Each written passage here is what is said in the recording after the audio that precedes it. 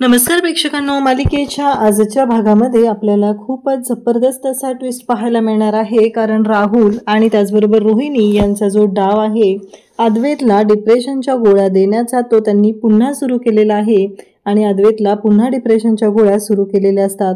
अद्वैतनं आता ती कॉफी पिलेली असते आणि त्या कॉफीमध्ये त्या गोळ्या दिलेल्या असतात आणि त्या गोळ्यांची कॉफी जेव्हा अद्वैत पितो आणि ऑफिसला येतो तेव्हा त्याला ते जाणवू लागलेलं असतं, त्याला त्रास होऊ लागलेला असतो आणि अद्वैत विचार करत असतो, हे सगळं काय आहे?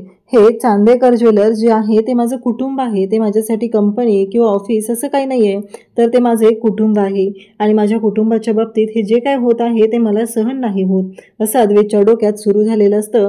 आणि अद्वैत म्हणत असतो की नाही, काही झालं तरीही माझ्याकडनं चुकलेलं आहे आणि अद्वैतला त्रास होऊ लागलेला असतो. अद्वैत म्हणत असतो की नाही, हे माझ्याकडनं चूक झाली, आबांनी एवढं सगळं कमवलेलं होतं आणि हे सगळं माझ्यामुळं असं झालेलं आहे, आबांचं रेप्युटेशन माझ्यामुळं खराब झालेलं आहे. हे सगळं अद्वैत आता विचार करू लागलेला असतो. अद्वैतला त्या गोष्टीचा त्रास होऊ लागलेला असतो आणि त्याचबरोबर अद्वैतच्या डोक्यातून काही केल्या ते विचार काही जात नसतात. अद्वैत म्हणत असतो की नाही, माझंच चुकलेलं आहे असं म्हणत त्याला गरगरायला सुरुवात होते आणि अचानक त्याला घाम फुटलेला असतो. पण कला मात्र अद्वैतच्या शेजारी उभी असते, अद्वैतच्या पाठीशी उभी असते आणि कला मात्र हे सगळं सांभाळून घेण्याचा प्रयत्न करत असते. तर प्रेक्षकांनो, इकडे आता आपल्याला नक्की हे का होणार आहे, कला राहुलचा डाव कशा पद्धतीने उधळणार आहे ते आपल्याला आजच्या या व्हिडिओमध्ये पाहायला मिळणार आहे. त्यासाठी हा व्हिडिओ शेवटपर्यंत पहा. त्याचबरोबर चॅनलवरती नवीन असाल तर चॅनलला सबस्क्राईब करा, व्हिडिओला लाईक करा.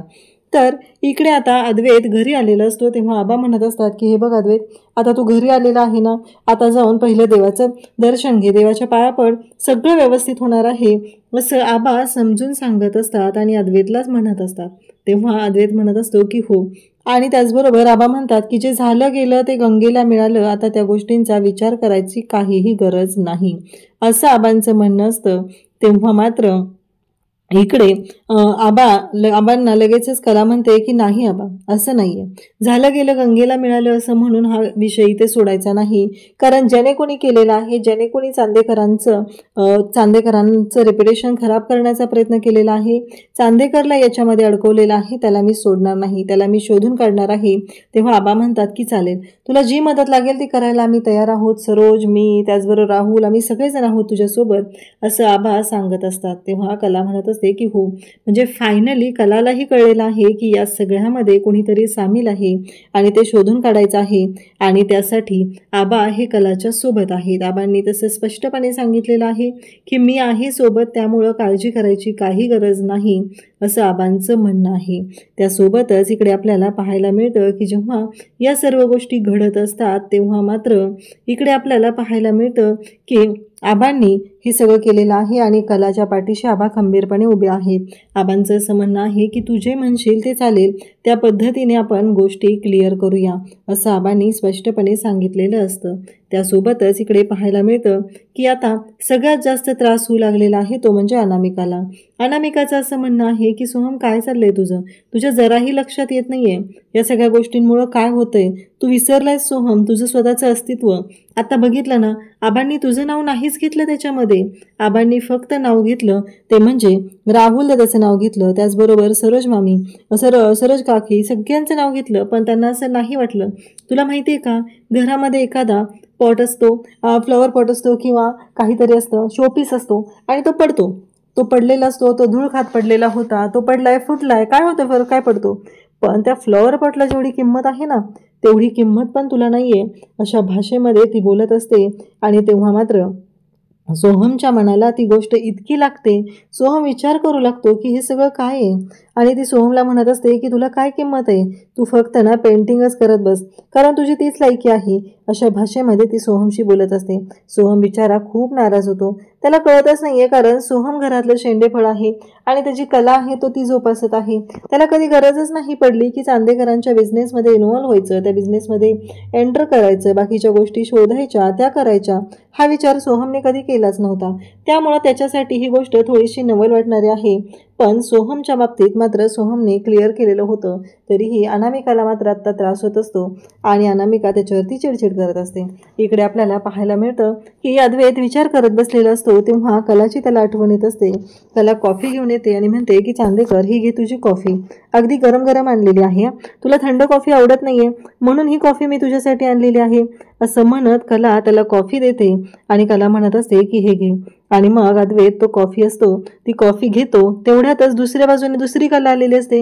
म्हणजे अद्वैतला कळतच नाहीये, कलाचे इतके भास होत असतात की कलाची त्याला तेवढीच आठवण येत असते.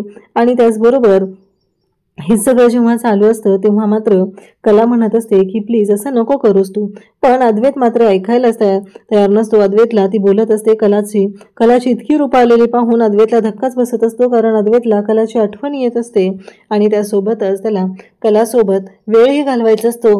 कलाशिवाय तो राहू शकत नाही हे सगळं त्याला आठवत असतं आणि तो कलाशी बोलत असतो. त्यासोबतच इकडे पाहायला मिळतं की अद्वैतचं हे सगळं बोलणं चाललेलं असतं आणि अद्वैत मात्र या सर्व गोष्टी ज्या आहेत त्या मनापासून स्वीकारत असतो. मनापासून त्याला हे सगळं आवडत असतं. कलासोबत राहणं, कलाचा सहवास हे सगळं त्याला हवं असतं. कपडे इस्त्री करून ठेवलेले आहेत, ऑफिसला जायचं, उशीर होतो, हे सगळं बोलणं चाललेलं असतं. त्याचबरोबर अद्वैत नंतर भानावर येतो तेव्हा त्याला दिसतं की नाही तर कोणीच आलेलं नाही. त्यानंतर मात्र इकडे कला ही विचार करत असते, चांदेकर आता विचार करत असणार आहे, त्याच्या मनाला ही गोष्ट लागलेली असणार आहे, कारण त्याला अटक झालेली आहे.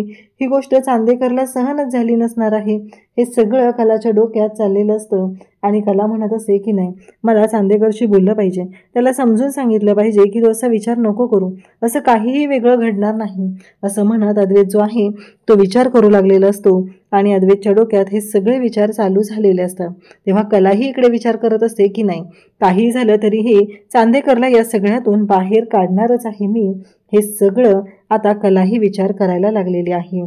त्यासोबतच इकडे आपल्याला पाहायला मिळतं की जेव्हा या सर्व गोष्टी घडत असतात तेव्हा मात्र कलाच्या डोक्यात हे चालू आहे आणि मग अद्वैत म्हणतो की नाही, काही झालं तरी तिने मला या सगळ्यातून बाहेर काढलेलं आहे, मला तिच्याशी या बाबतीत बोललं पाहिजे आणि तिच्याशी या बाबतीत बोलून सर्व गोष्टी क्लिअर केल्या पाहिजेत. हे सगळं अद्वैतच्या डोक्यात सुरू झालेलं असतं आणि त्याचबरोबर इकडे आपल्याला पाहायला मिळतं की जेव्हा या सर्व गोष्टी घडत असतात तेव्हा मात्र आता अद्वैत तिथं आलेला असतो आणि तो ॲटिट्यूड दाखवायला सुरुवात करतो. जेव्हा अद्वैत हा ॲटिट्यूड दाखवत असतो तेव्हा कला म्हणत असते की नाही, मी याला सॉरी म्हणणारच नाही, मी जर आता याला सॉरी म्हटलं तर याला असं वाटणार आहे की तो जे काय करत आहे तेच बरोबर आहे, असं म्हणत अद्वैत जो आहे तो शांतच राहतो आणि इकडे कलाही शांत राहते, कारण दोघांनाही असं वाटत असतं की नाही, आपण एकमेकांना ॲटिट्यूड दाखवत आहे, म्हणजे सॉरी म्हणायचं आहे, थँक्यू म्हणायचं आहे, पण त्या गोष्टी मान्य मात्र करायच्या नाहीत. दोघांच्याही मनात एकमेकांबद्दलच्या भावना आहेत, फिलिंग आहेत, पण त्या गोष्टी स्वीकारायच्या नाहीत, हे मात्र यांचं चाललेलं असतं. त्यासोबतच इकडे पाहायला मिळतं की जेव्हा या सर्व गोष्टी घडत असतात तेव्हा मात्र इकडे राहुल जो आहे तो गेम खेळत बसलेला असतो आणि फायनली कला आणि अद्वैत यांच्यामध्ये हे बोलणं आहे ते चालूच झालेलं असतं, चालूच राहिलेलं असतं. त्या दोघांनाही त्या विषयावरती बोलायचं असतं आणि त्यासोबतच त्यांच्या डोक्यातले जे विचार असतात ते चालू झालेले असतात. इकडे कला जी आहे ती अद्वैतला बोलण्यासाठी चाललेली असते, पण ती पण काही बोलत नाही. तिचंही असंच चाललेलं आहे की ठीक आहे आता बोलूया. आणि इकडे राहुल गेम खेळत आहे तेव्हा रोहिणी तिथे येते आणि रोहिणी म्हणू लागते की काय चाललंय राहुल तुझं, सगळं तुला माहिती आहे ना काय होणार आहे, अरे बघ तो अद्वैत सुटून आलेला आहे, त्याला सोडवलेलं आहे या सगळ्यातून बाहेर, आणि मग तू काय करतोयस हे सगळं, असं रोहिणी बोलत असते. तेव्हा मात्र इकडे राहुल म्हणत असतो की मामा काळजी करायची काही गरज नाहीये, सगळं जे काय आहे ते मी सेट करून ठेवलेलं आहे, सगळं आपण ठरवलेलं आहे त्याच पद्धतीनं होणार आहे, त्यामुळं कोणत्याही गोष्टीची काळजी करायची अजिबात गरज नाही, अशा भाषेमध्ये राहुल सांगत असतो. तो अद्वैत या सगळ्यातून कधीच बाहेर पडू शकणार नाही, एवढं मी त्याला अडकवलेलं आहे आणि बघ त्याची कशी वाट लावत आहे, हे सगळं बोलणं चाललेलं असतं. आणि तेव्हा मात्र इकडे जेव्हा अद्वैत आणि त्यासोबतच इकडे कला बोलत असतात एकमेकांना सॉरी थँक्यू हे म्हणणं सुरू असतं, तेव्हा इकडे ही जी रोहिणी आहे तिच्या डोक्यातले विचार मात्र तसेच चालू झालेले असतात आणि तिला काही करून ही संपत्ती जी आहे ती स्वतःच्या नावावर करून घ्यायची असते. त्याच्यासाठी तिची धडपड चाललेली असते. इकडे लॉन्ड्रीवाला आलेला असतो म्हणून अंजू जी आहे की ती कपडे मागायला येते आणि मग राहुल ते कपडे तिला देतो आणि तिला म्हणतो एवढेच आहेत. त्यानंतर कलाही तिच्या साड्या आणून त्या लॉन्ड्रीवालीकडे देते आणि तीही सांगते की ह्या लवकरात लवकर हव्या आहेत. हे सगळं बोलणं चाललेलं असतं आणि त्यासोबतच इकडे कला त्यांच्याशी बोलते आणि लॉन्ड्रीवाला जो जात असतो तेव्हा एक कागद खाली पडतो. त्या क्षणी कला जी आहे ती तो नक्की कसला कागद आहे तो पाहण्यासाठी उचलायला जाते आणि राहुलचंही लक्ष तिकडून गेलेलं असतं आणि राहुलही विचारत असतो की हा कागद कसला आहे. जेव्हा राहुल तिथं पोहोचतो आणि तो कागद उचलायला जात असतो तेव्हा मात्र कला तिथे येते आणि तो कागद उचलते. राहुल तिथं आलेला आहे. राहुलचे हे सगळं वागणं संशयास्पद आहे ही गोष्ट मात्र कलाच्याही चांगलीच लक्षात आलेली असते आणि मग कला विचारते, नक्की काय म्हणायचं आहे तुला? हे काय आहे? म्हणजे कशासाठी हवं आहे तुला? तुझा आहे का हा कागद? म्हणजे विचार कर ना. राहुलला तर भीती वाटायला लागलेली आहे की नक्की कोणती चिठ्ठी पडली आहे, कारण त्याने त्या माळेकर जो वेंडर आहे त्याच्याकडून ती चिठ्ठी घेतलेली असते. त्याच्यावरती लिहिलेलं असतं आणि ते म्हणजेच की हा जो बिझनेस आहे, हे जे डील आहे ते आपल्यामध्ये होत आहे आणि याच्यामध्ये तो सामील आहे. ही गोष्ट राहुल सामील आहे ती गोष्ट मात्र घरातल्यांच्या समोर येईल अशी भीती त्याच्या मनात बसलेली असते आणि म्हणूनच तर तो भीत तिला विचारत असतो. हे सगळं बोलणं चाललेलं असतं. तेवढ्यात कला म्हणते की ही चिठ्ठी तुझी आहे नक्की? तेव्हा राहुल म्हणतो की हो, हा कागद माझा आहे असं राहुल बोलत असतो आणि तेव्हा मात्र कला जी आहे ती म्हणते की हा कागद तुझा कसा असू शकेल? तेव्हा राहुल म्हणतो की नाही, हा कागद माझाच आहे. तेव्हा कला म्हणते की जरा विचार कर, कसं आहे माहिती आहे का, याच्यावर कॉस्मेटिक्स लिहिलेले आहेत आणि हे तू वापरतोस का, लिपस्टिक वगैरे हे सगळं? तेव्हा राहुल म्हणतो नाही, माझं नाही, नैनाच आहे हा कागद. तेव्हा मात्र कलाने राहुलला पकडलेलं असतं. राहुलचा जो घाबरलेला चेहरा आहे तो कलाच्या समोर आलेला असतो आणि कला मात्र काही समजायचं ते समजून गेलेली असते. कलाच्या लक्षात आलेलं असतं की हे सगळं काय झालेलं आहे, हे सगळं कशामुळे झालेलं आहे हे कलाच्या चांगलंच लक्षात आलेलं असतं. राहुलला ती खोचक प्रश्न विचारत असते. राहुलला विचारत असते की नक्की काय, याच्याशी तुझा काय संबंध आहे, असे प्रश्न तिने राहुलला विचारायला सुरुवात केलेली असते. त्याचबरोबर रोहिणीही बाहेर असते आणि तीही पाहत असते नक्की यांचं काय चाललेलं आहे, कशासाठी ही बोलत आहे, हा प्रश्न रोहिणीलाही पडलेला असतो. अद्वैत आता उतरून खाली येत असतो. अद्वैत म्हणत असतो की नाही, काही झालं तरीही मी ऑफिसला जाणार नाही. माझ्या बाबतीत जे घडलेलं आहे ते पूर्णपणे चुकीचं झालेलं आहे, त्यामुळं मी काही ऑफिसला जाणार नाही. एवढंच त्याच्या डोक्यात सुरू झालेलं आहे आणि त्याचबरोबर त्याने विचार केलेला आहे की नाही, मला ऑफिसला नाही जायचं, लोक काय विचार करतील माझ्याबद्दल, मला असं म्हणजे मी असं काहीतरी केलं आहे म्हणून मला अटक झालेली आहे. हे सगळं टेन्शन राहुल इकडे अद्वैतच्या डोक्यात सुरू झालेलं आहे आणि कला मात्र म्हणत आहे की नाही, काहीही झालं तरी चांदेकरला ऑफिसला घेऊन मला जायचंच आहे आणि जोपर्यंत चांदेकर आणि मी दोघंही ऑफिसला जात नाही आणि चांदेकर तिथे जाऊन त्याच्या सगळ्या एम्प्लॉईशी बोलत नाही तोपर्यंत त्याच्या डोक्यातलं टेन्शन काही कमी होणार नाही. ही गोष्ट कलाने ठरवलेली असते. त्यासोबतच इकडे पाहायला मिळतं की आबा त्याचबरोबर सगळेजण आता बसलेले असतात. कलाही ऑफिसला निघायची तयारी करत असते. सगळेजण ब्रेकफास्टसाठी बसलेले असतात आणि राहुल जो आहे तो नैनाच्या जवळ जातो आणि इकडे कलाने ठरवलेलं आहे की मी अद्वैतला घेतल्याशिवाय ऑफिसला जाणार नाही. अद्वैतला या सगळ्यातून बाहेर काढणं हे गरजेचं आहे, हे कलाच्या डोक्यात सुरू झालेलं आहे. त्यानंतर इकडे अद्वैत आता कॉफीसाठी येऊन बसलेला असतो आणि मग सगळेजण तयारी करत असतात. इकडे रजनी जी आहे ती किचन सांभाळत असते. तेव्हा रजनीच्या तिथे येते ती म्हणजे खूप काम करणारी बाई म्हणजे नैना येते आणि म्हणू लागते की रजनी मॅमी, तुम्ही दुसरं काम करा, मी हे करते. कारण राहुलने तिला सांगितलेलं असतं की ह्या ज्या गोळ्या आहेत त्या अद्वैतच्या पोटात गेल्या पाहिजेत, त्या गोळ्या तुला अद्वैतच्या कॉफीमध्ये मिक्स करायच्या आहेत असं म्हणून त्याने त्या गोळ्या ज्या आहेत त्या दिलेल्या असतात आणि सांगितलेलं असतं. तेव्हा मात्र इकडे आता त्या गोळ्या घेते नैना आणि कॉफीमध्ये मिक्स करायच्या आहेत म्हणून किचनमध्ये जाते. मग तिथे रजनी जी आहे ती चहा पाणी बघत असते, चहा बनवत असते आणि काय हवं नको हे सगळ्यांचं पाहत असते. तेव्हा ती येते आणि म्हणते की रजनी मॅमी, मला काय वाटते माहिती आहे का, तुम्ही दुसरं कोणतं तरी काम बघा, चहाचं जे आहे ते मी बघते, असं म्हणत ती गोड बोलून तिथून रजनीला बाजूला टाकते आणि स्वतः मात्र तिथे समोर जाऊन उभी राहते आणि मग चहा बनवलेला चहा असतो तो फक्त कपात होतायचा असतो आणि त्यासोबतच हे सगळं जे काही चालू असतं ते तिने सगळं प्लॅनपूर्वक केलेलं असतं. कारण राहुलने तिच्याकडे टॅबलेट दिलेले आहेत आणि त्या टॅबलेट ज्या आहेत त्या कॉफीमध्ये मिक्स करायच्या आहेत. म्हणजे आता पुन्हा यांचा प्लॅन सुरू झालेला आहे की अद्वैतला डिप्रेशनच्या टॅबलेट द्यायच्या, कारण हे गेली काही दिवस झालं ते प्लॅन करत असतात आणि त्यामुळं त्यांना हे जे काही करायचं आहे त्याच्यामध्ये अद्वैतला उद्ध्वस्त करायचं आहे हा मोठा डाव आखलेला असतो. त्यासोबतच इकडे पाहायला मिळतं की राहुल पाहत असतो, म्हणजे नैनाला हे सगळं करता येते का, हे सगळं त्याच्या डोक्यात सुरू झालेलं असतं. त्याचबरोबर इकडे पाहायला मिळतं की जेव्हा हे सगळं चालू असतं तेव्हा मात्र आता नैनाने अद्वैतच्या कॉफीमध्ये त्या गोळ्या मिक्स केलेल्या आहेत आणि ती जी कॉफी आहे ती घेऊन ती येत आहे. म्हणजे प्रत्येकाची वेगवेगळी चहा कॉफी असं वेगळं असतं. अद्वैतची ब्लॅक कॉफी असते आणि अद्वैतची ब्लॅक कॉफी घेऊन ती येत असते. तेव्हा रजनी तिथे येते आणि म्हणते झालं का, तेव्हा नैना म्हणते की हो. आता नैनाचं काम होस तर रजनी नेमकी बाजूला गेलेली असते, नाहीतर रजनीने तिला विचारलं असतं. नैनाने सांगितलं की रजनीने तिच्यावर जबाबदारी दिलेली असते आणि तिथून गेलेली असते.